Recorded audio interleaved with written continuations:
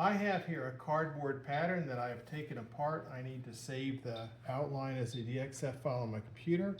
Using the logic trace system to do this. I've put the cardboard box underneath a piece of acrylic to lay the box down flat. I'm using the 16-button cursor.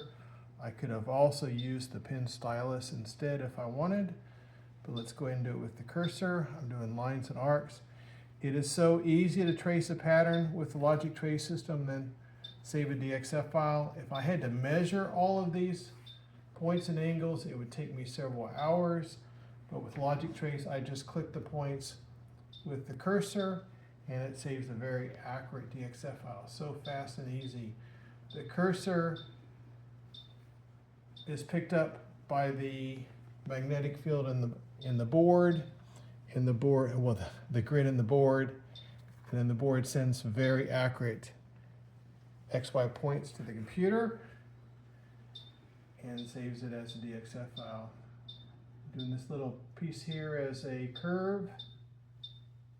I got one more bit of a line here, then I'm all done. There it is, looks great. Let's redraw it. Oh yeah, perfect. Let's save the DXF file.